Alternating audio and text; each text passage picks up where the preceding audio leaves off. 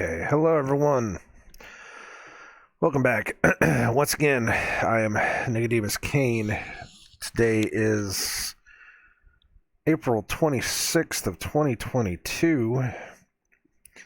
I cannot hear myself in my headphones for some reason. So everything sounds way out of touch. I don't know why it does that, but sometimes it does that. Today, we're going to be reading Psalm 131. This is 3 verses. This is going to be a very short one. So this will probably be a short video. We did get rain yesterday, and we did get flooding in the basement, as usual. But this time, I ripped the carpets out. I said the next time it flooded in the basement, I was going to pull the carpets. So I did. I pulled the carpets, and then I pulled the tiles, and then we found the crack. We have a crack in the floor that extends most of the entire length of the basement where I usually get the water. So we called a guy. He's coming today. And we're going to talk to him and hopefully figure out what we can do here. Because this is getting ridiculous, you know? And we have to take care of our house. This is our house now. We bought this place. We gotta do what we gotta do. So in the meantime, I just have to kind of suffer through it, I guess. And I'll talk to him. Hopefully I'll have some good news for tomorrow. And we will go from there. So, prayers are always invited. We could definitely use them right now. So in the meantime, outside of that, let's go ahead and read Psalm 131.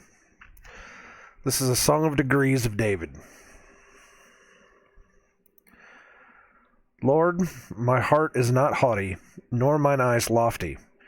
Neither do I exercise myself in great matters, or in things too high for me.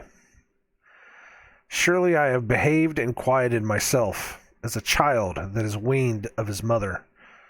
My soul is even as a weaned child. Let Israel hope in the Lord from henceforth and forever.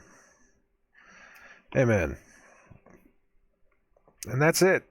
It's not the short. I think the shortest. What was the shortest? Two verses. I think it's like right dead smack in the middle. Maybe. I don't remember. It was before 119. I'm not finding it, of course. Yeah, 117. All of 2 verses. So this is 3 verses, and I'm looking ahead right now, and 134 is 3 verses as well. So. And that one actually looks smaller than this one. But there's always something to find in every little thing. So let's go ahead and read through it again. And let's find what the Father is trying to tell us today. Starting from the top. Lord, my heart is not haughty, nor mine eyes lofty. Neither do I exercise myself in great matters, or in things too high for me. So, Lord, my heart is not haughty, nor mine eyes lofty. I am not proud above myself. We can look at Strong's if you want to. My heart is not haughty, exalted, to be high, lofty, tall, to be exalted, to be lifted up. My heart is not high. My heart is not bigger than what it is. Nor mine eyes lofty. Nor mine eyes high. Nor have I lifted myself up higher than I am. Which I always think about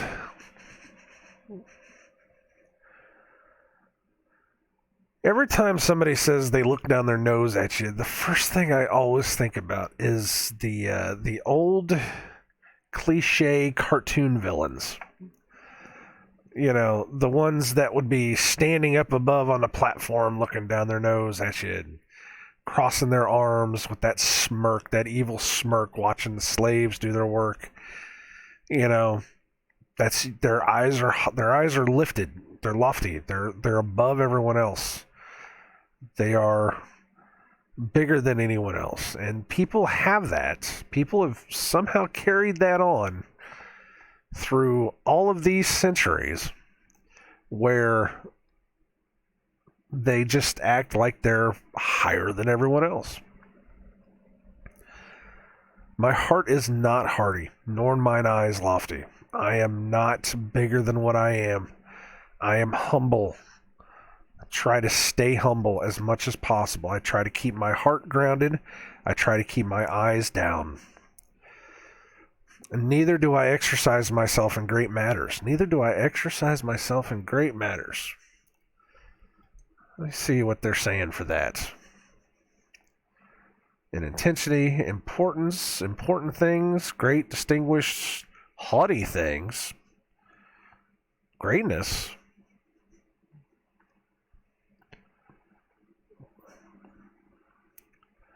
Exceeding.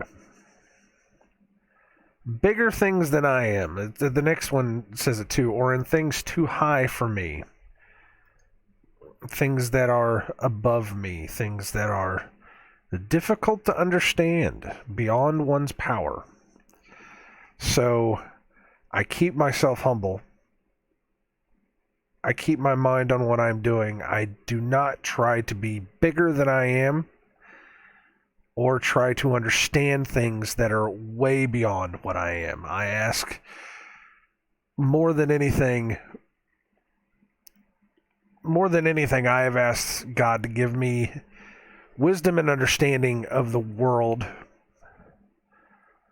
But I have never, I'm sure I probably have, I don't want to say never. I have tried not to think of things way beyond my understanding. I am definitely not trying to get into the ultimate secrets of everything. I would like to know a lot. I would like to really know what's going on with a lot of things, but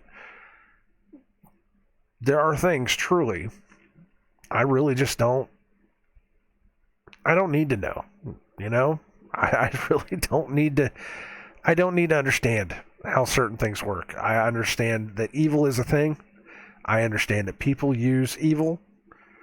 I understand that they use symbology and numerology and all these things against us in order to hurt us and manipulate us and destroy us eventually, because they don't want a lot of us here. They never have.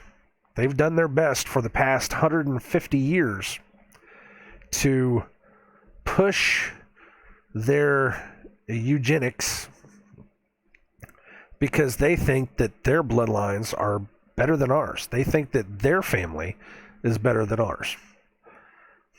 They've done it for longer than that, though. But it seems like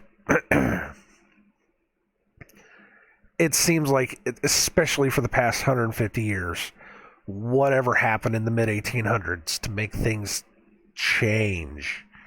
I was going to say change. They've been really, really going after it. And we need to understand that. We need to know what their tricks are, and we need to understand they are doing everything in their power to try to hurt us.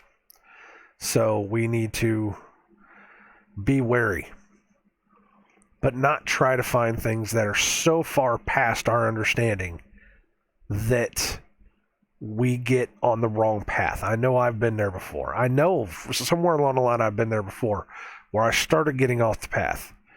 Always keep your eyes on God.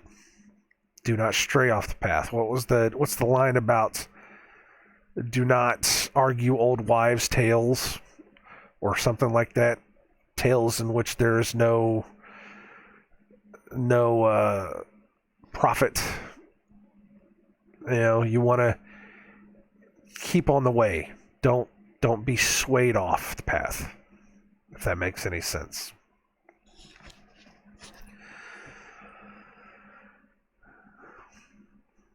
Surely I have behaved and quieted myself as a child that is weaned of his mother. My soul is even as a weaned child. Surely I have behaved and quieted myself. I have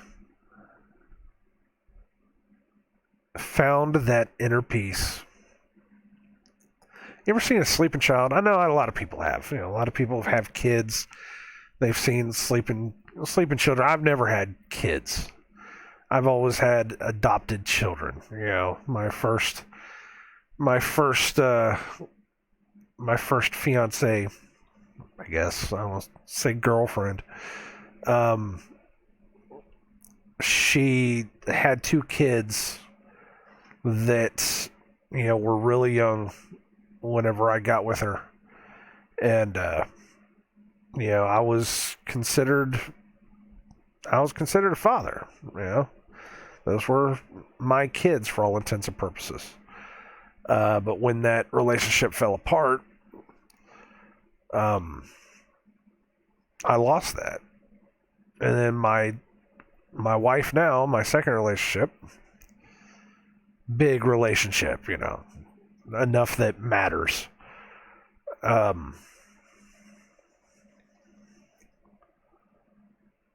She had a daughter, and we never really saw eye to eye. It's only been for the past 5 years that God has come into my heart and really changed it, that we have been able to have a relationship, because we were kind of at odds with each other for a long time. But I've had the absolute pleasure of being able to know my granddaughter within that 5 years. And she has these moments where she's just all over the place. She is a absolute burst of energy in the morning. She is up and she is moving. Zoom everywhere she goes, just jumping, hopping, doing. If only we could have that energy now. But she just has these moments of quiet, of peace, not just when she's sleeping, but there are times whenever she and I are together and we're doing something, or we're outside, and I catch her looking at the trees, looking at the clouds, just looking at something, and there was a time I took her outside at night, perfectly clear night, and I showed her the stars, and she was just like, wow. It was one of those moments, it was one of those moments where it was perfect and quiet, and we were able just to stop and meditate and be humble in that moment, in the world. Just be humble of God's creation, of this beautiful place that He made for us.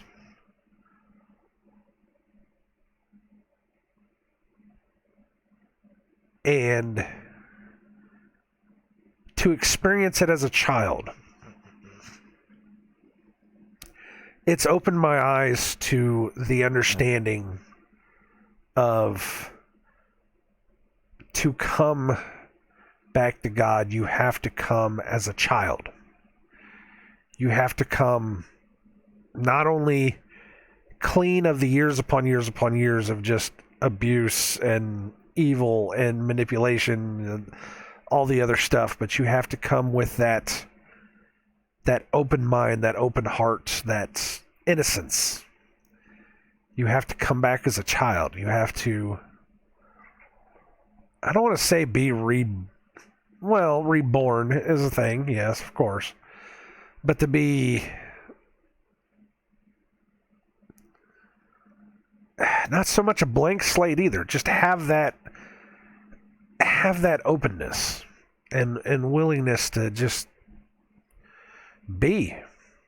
I guess. Does that make sense? Sounds like it makes sense to me, and I'm going to go with it for now. Give me 1 second. Here's some quiet time for you to contemplate life.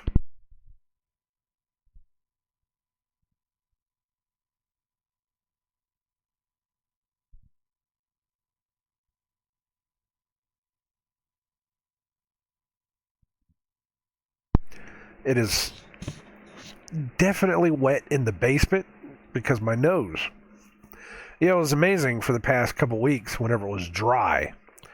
And I had the baking soda out because the baking soda's been working. Holy smokes, the baking soda works. If you have a wet basement or if you have a smell somewhere, just put some baking soda out, like in a plate, like a little paper plate's what I did. And I just kind of put them around the room, and man, it'll pull the smell. But right now it's wet. I can smell it is wet, and it is. I only had two small patches on the carpet that were left. But they're getting to me.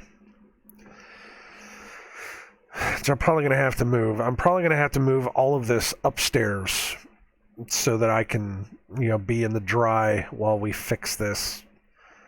So probably, maybe even the rest of this week. I don't even know. I might have to move up to one of the upstairs room. I can't work on the table because we have our granddaughter running around the house. So I can't work on the kitchen table like I was. So I'm going to have to be in one of the smaller rooms upstairs, probably my wife's craft room. The carpeted room. The only carpeted room left. Yeah, there was only two. They had carpet through the whole house, but they ripped it all up to the base floorboards, and the floorboards are nice. They're really good floors, but they had carpet over everything. But the only two rooms they left with carpeting was the basement and the one upstairs, the gray room. We call it the gray room because the damn room's gray. It's gray carpet, gray paint. It's the gray room, but that's her craft room, and then her one beside it is her office space. That's where she works. But I might have to move up there. I don't know. We'll have to see what this guy says today. So I may be coming to you from a different place. You never know. And I may miss a couple days. I'm not gonna lie. I may wind up missing a couple days of these, but that is okay. I mean, just I'm not so worried about the what 7 to 12 views that I get on these videos average. If you're watching this, then hey, you probably came back for a reason. If not, I don't know. I don't know. All right, let's get back to it. So my soul is even as a weaned child. Let Israel hope in the Lord from henceforth and forever. Now, remember yesterday, I kind of went into the whole thing about how we are all Israel. That when you come into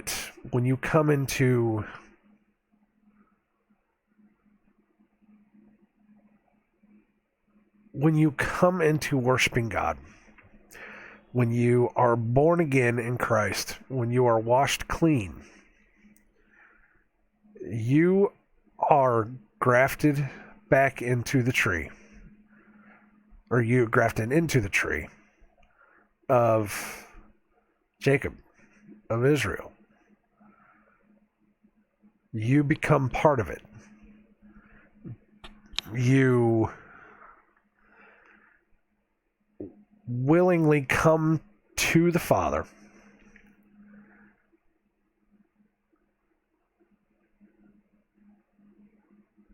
And as long as you choose to follow what He wants you to do, follow His ways, and His ways are not bad, there are no bad commandments, you will be adopted into the family. You will be adopted into Israel. You will be adopted into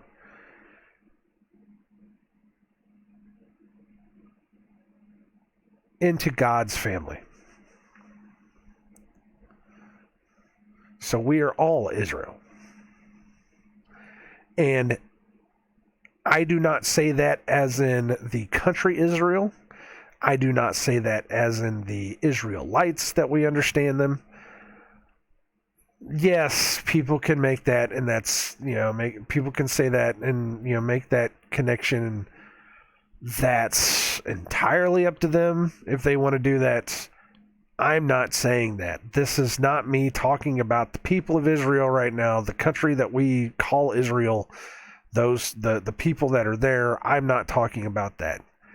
I'm talking about those people that were chosen by God, by the Father, to be separated from this world.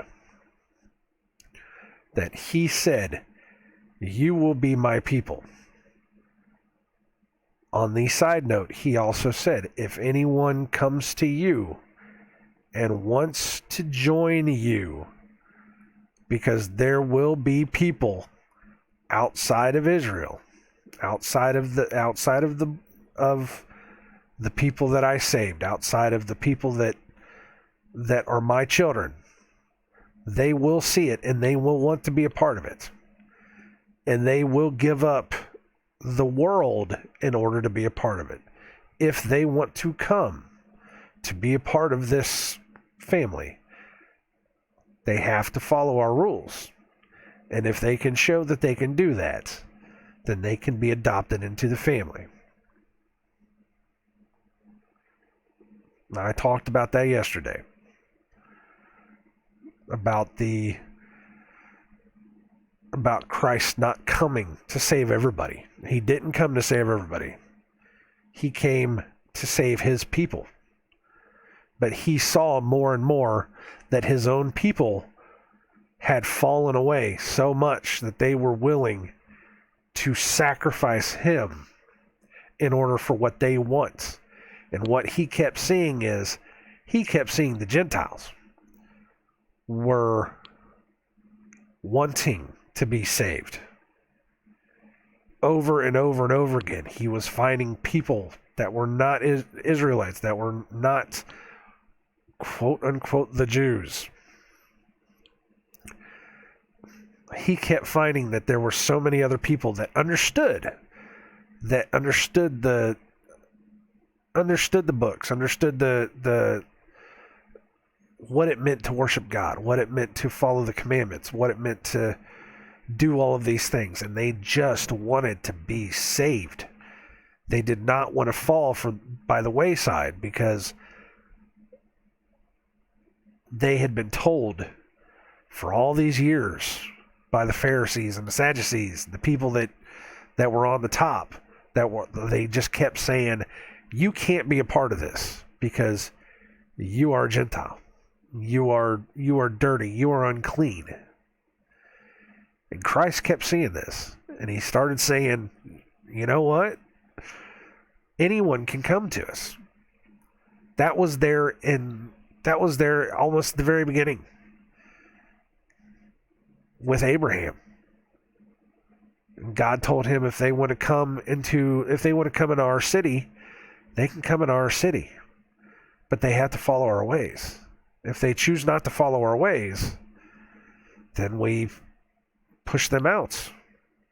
That's there in the very beginning of the book. And it's been that way. I talked about whenever the Israelites fled Egypt. They took a bunch of Egyptians with them.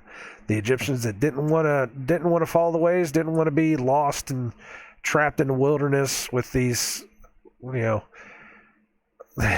wacky guys following this cloud around all the place. God struck them down. He said, if you're going to come with me, you're going to follow our ways. If not, then there it is. And that's the way it's been through the whole Bible. You have always been accepted. It is amazing for anyone to say that you cannot be a part of what God offers because of whatever. To say that you are separate from that without any justification whatsoever, that's wrong. That's not following the book. The book has always said, let them in. But if they choose to come in, then they are adopted. Once they are adopted, you follow the rules of the house. It's the way it is. But to say anything other than that, it's not following the book. It's something else entirely. But I can get onto that, and it's a whole other thing. I don't want to speak so far out of turn on that. That gets way deep, and I don't know everything about it. I know what I read, and what I read says that we are all of us, well, everyone shall bow eventually. Everyone shall know his glory eventually. It's a matter of if you choose to accept it or not.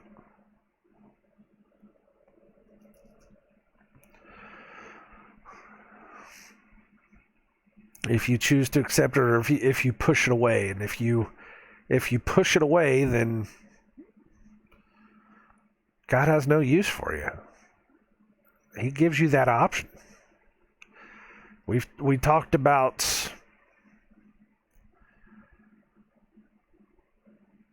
the ability to have free will, and that God does not force you. If anyone says that God forces you to do anything, then they don't understand what's going on here. God does not force you to do anything. You come to him willingly and wish to do it. He gives you rules, just like any father. He says, look, we've been through this. I've let people run amok with evil intentions in their hearts without giving them rules. And it came back and bit me on the ass. Now, God didn't say that, of course, and I shouldn't be putting words in his mouth, but you know what I mean. Is that God let it happen once before, where he just let people exist, and evil crept into men's hearts and everything fell apart. We know that. We read that in Genesis. And it got so bad that, if he hadn't stepped in, there wouldn't be any humans left, because it was all falling apart.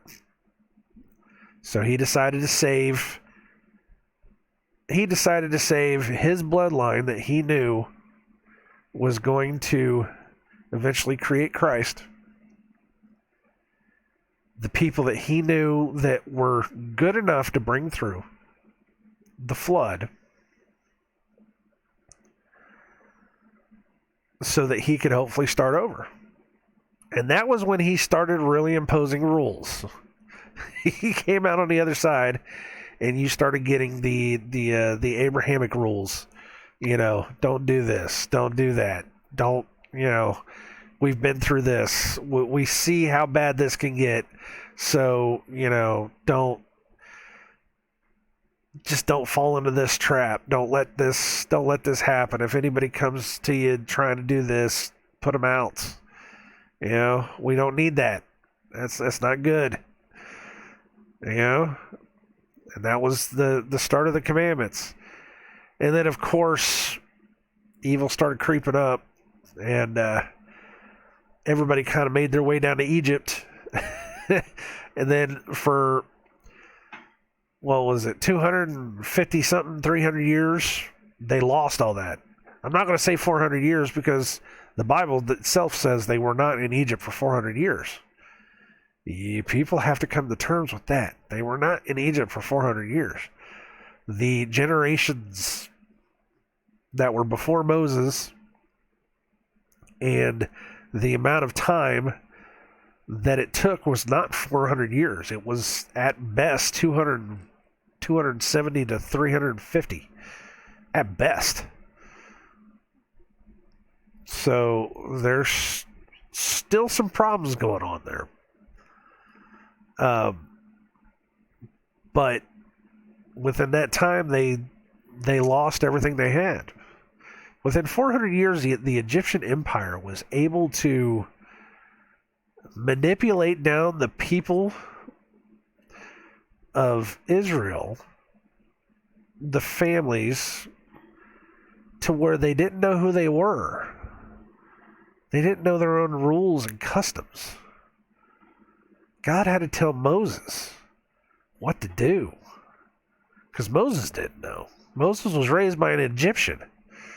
He didn't know who the heck he was until God talked to him and told him who he was.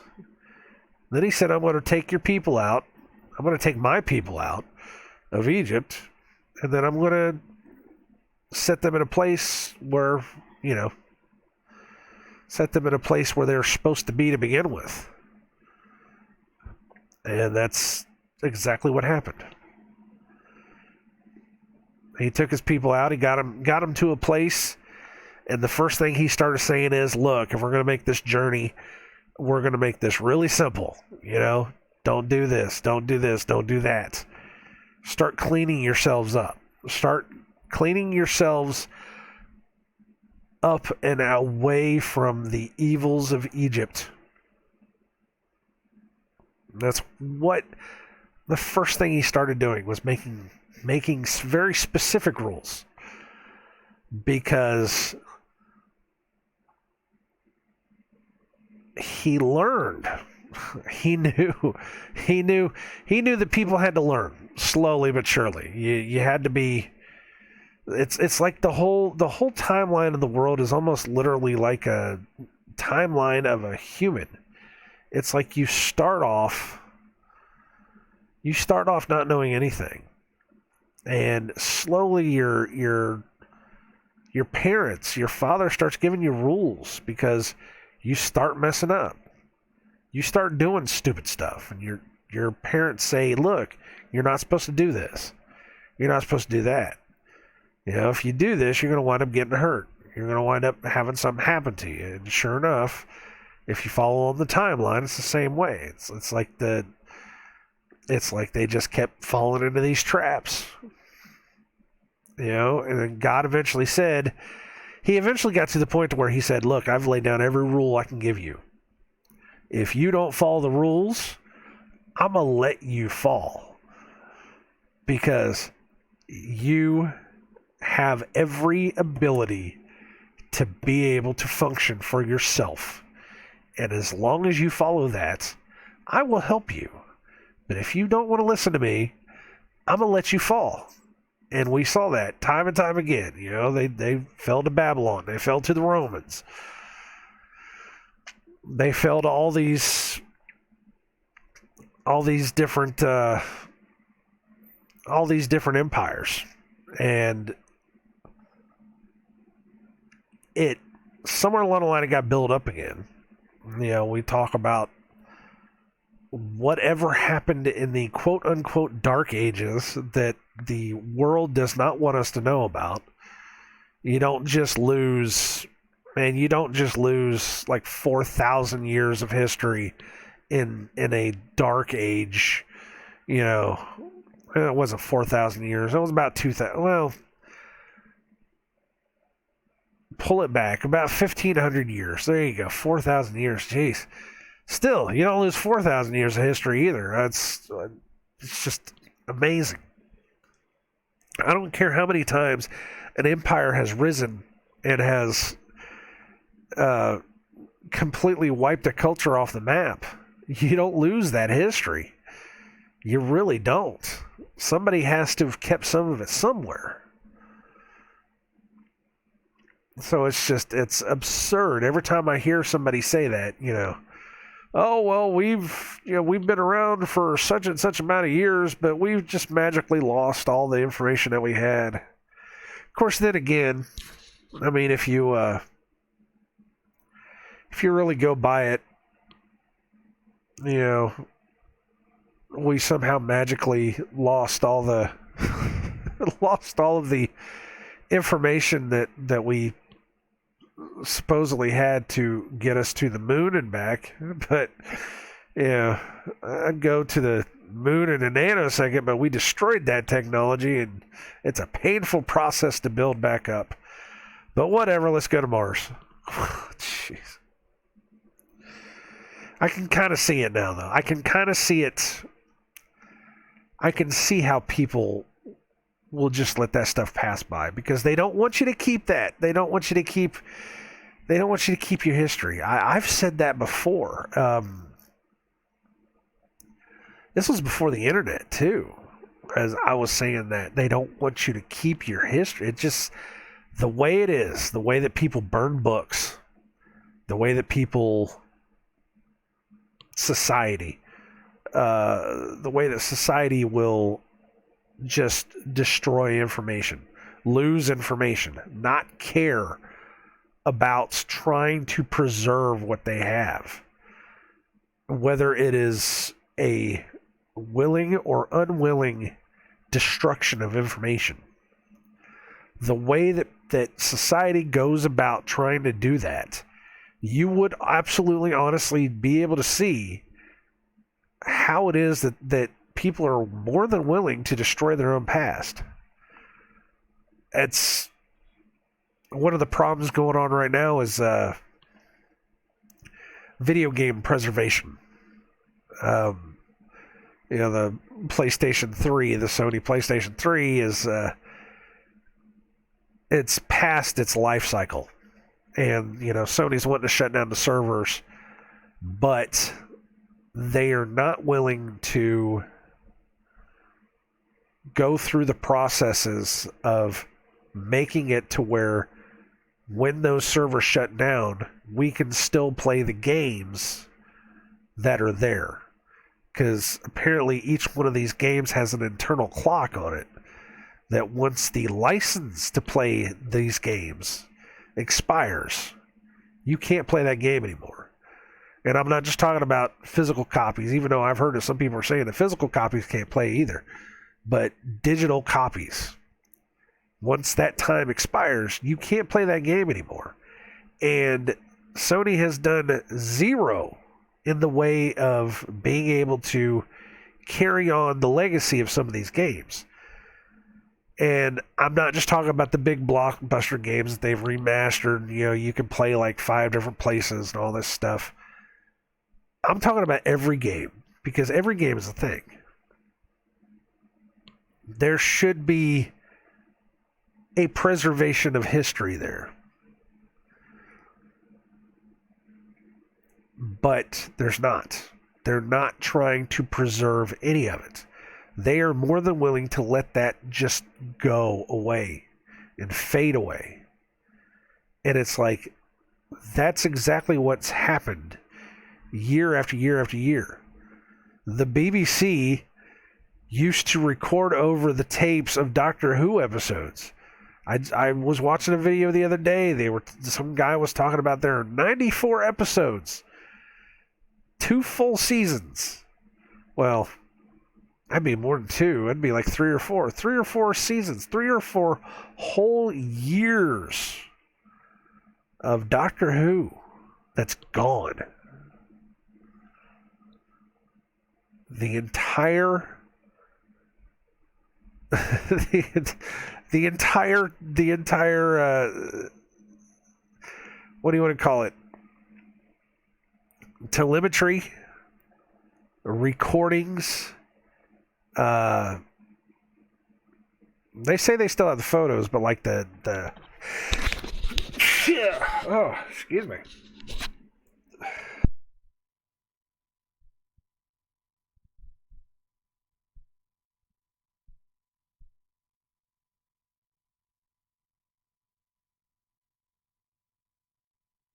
Random sneeze.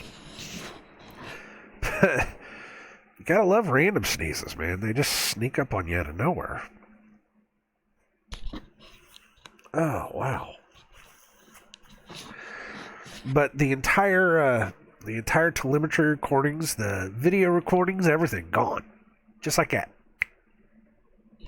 Gone. You know, supposedly most important thing that's ever happened to human beings ever. Just gone. We don't care. Whatever. We know why. And if you know why they did it, you know why they did it. But yeah, they just shrug it off like it's nothing. Just like, oh well, you know, whatever. Let's go to Mars. It's crazy. It's crazy. You know? I've been going on about that for years though. Is that you need to preserve this stuff somehow, some way, because we've become such a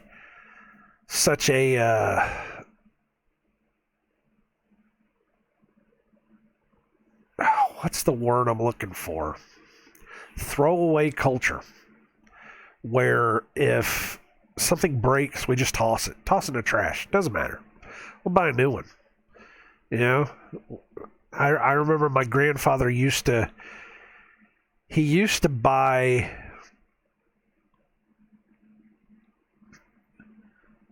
stuff. He used to work for Sears, and he used to buy the stuff at Sears that they couldn't fix or that they didn't want to fix. You know, they had an option where if somebody returned something and pulled it back into the shop, then an employee could buy it for pennies on the dollar, usually, you know, for like 10% of its actual value because it was broken. He'd bring it home and he'd take it down to his workshop in the basement. He'd fix it. And then he would have stuff. That's where most of their stuff came from to begin with. You know, I never really understood that at the time, but I understand it now. Is that he used to buy this stuff, bring it home, fix it, and then he would have this thing. And he taught me a lot of how to repurpose, how to rebuild small engines and make electrical appliances work again. You know, find the shorts, find the place where the wire might be disconnected wrong, or you know, he showed me how to do that stuff enough that I had the knowledge to be able to do it for myself, to fix what I have, not just to go out and buy a new thing once it breaks. You know, it's getting a little harder because, you know, computer technology, circuit boards and all this stuff, they're hard to fix, but there are things I can still do around the house, you know, instead of just going out and spending another $100 and whatever on something that just broke. But we have become such a culture of throwing stuff away that most people just don't care what happens to this stuff. This is information. Any information is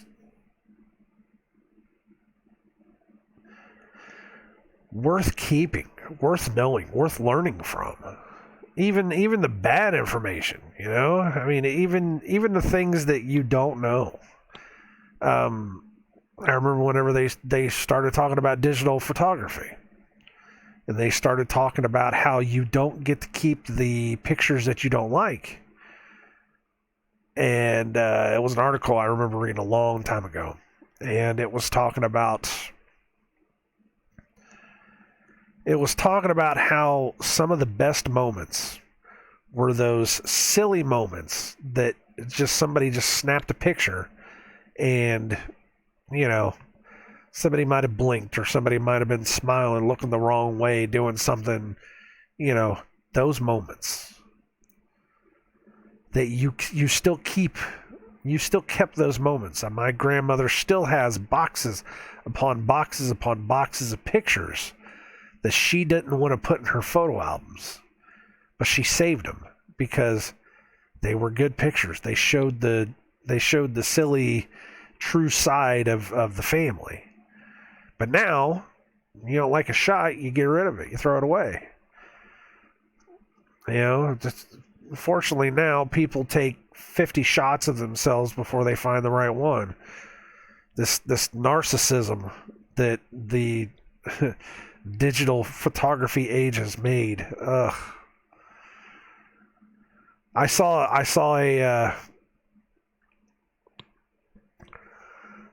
one of those idiot TikTok dance whack jobs out at a fast food drive-thru the other day. I actually saw one. I wanted to scream. I just wanted to tell her to get back in her damn car. But it was. They were stopped at the drive-thru and the door was open and this woman was like dancing in front of her door. I'm just like, oh, jeez. Older woman too. She's probably my age. She's probably in her 40s. I was like, are you serious? God, you people are stupid. All right. I'm going to get going so I can start working. Yeah, if I miss a couple days because I'm having to move out of this basement, then, you know, I might miss a couple days. I don't think it's going to matter in the grand scheme of the world. But, figured I would let people know. So, God bless everyone. Take care of yourselves.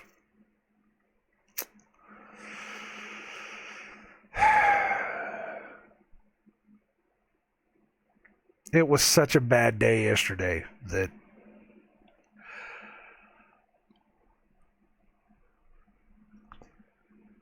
I am still reeling and I am still trying to find my center today. So maybe that's what we need.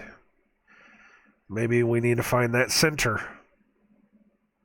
Be as a baby that is being weaned from his mother. Find that quiet place.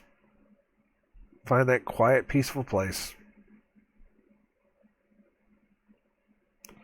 It's your lesson for today. Go find your quiet place. All right. I shall talk to you guys later.